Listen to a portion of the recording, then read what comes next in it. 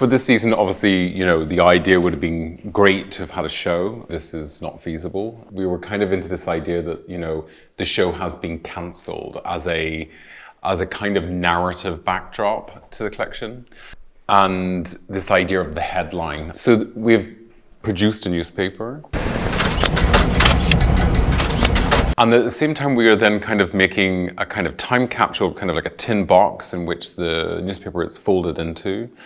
And inside that is a kind of like a de-embossed print on leather. And you have like a kind of letter opener. The big kind of surprise within it is that we have worked with the writer Daniel Steele, who I've always kind of admired as this kind of prolific writer that really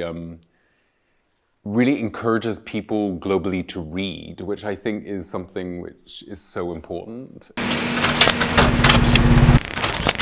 And I just thought it was nice to put a literary backdrop to the collection, like something where, you know, that kind of immediacy that you get when you start reading a novel.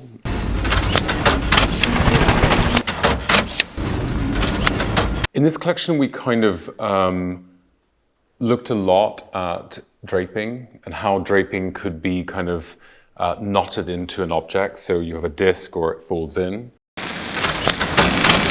And this idea of playing with the sleeve in a way where it became something which was quite graphic, but at the same time had a softer edge to it. So you have a lot of suede jackets where you have a kind of boyish shoulder in suede.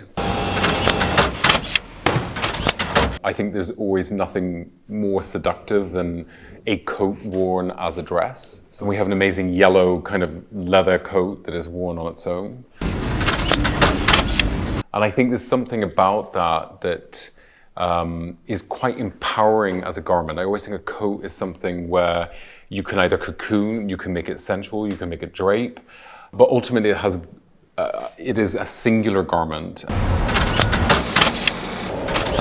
Over the past like 3 or 4 collections, tailoring has been a kind of big mission for me. This season we kind of looked at this idea of like making it as a cotton structure so that it was more elongated, looking at kind of like 20s horse riding jackets or even earlier than that.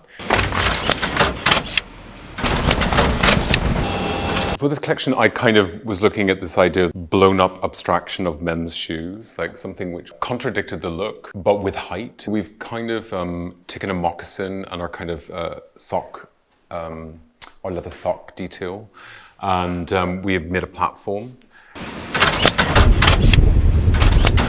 And I kind of like the kind of boyish edge it gives to the women's. And I think it sort of somehow kind of subverses the look. And then we have in the collection as well these sort of buckled shoes, which are a detail that kind of goes throughout the collection. I've always been kind of fascinated by buckles on 17th century and 18th century shoes. And I like this idea that they became de-embossed by wrapping the leather around it. When we're building looks, I always think a bag and a shoe can kind of like twist a look. It can kind of change it.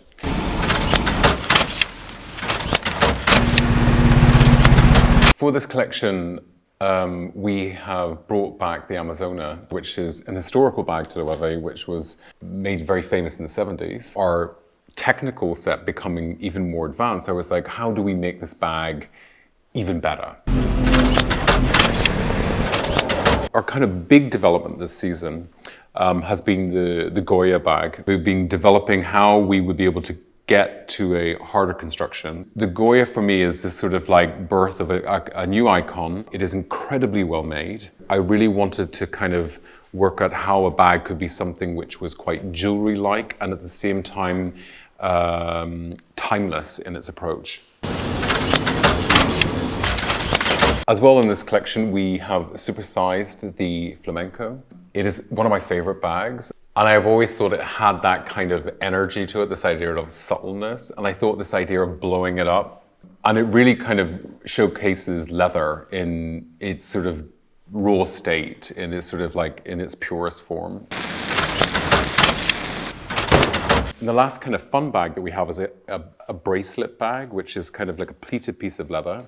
If we ever go back to going out at night, I thought it was quite nice to have like a bracelet that could turn into a bag.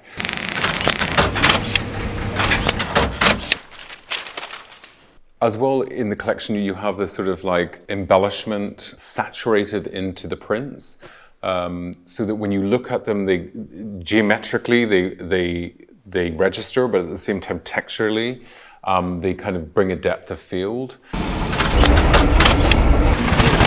As well, in the season, we worked with the major embroidery houses around the world on the prints and on the fronts of dresses, and even on the kind of brooch sort of drape rings.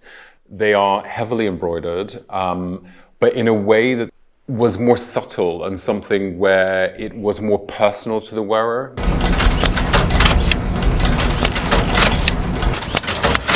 Clothing is an amazing kind of thing to work with right now, especially when things are so restricted, because you can kind of have this idea of a fantasy that can become a reality.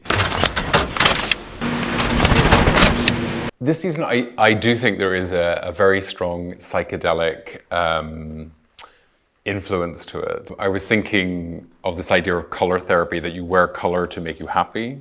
By projecting into it, it can uplift us. And I think color is one of the most important things for that.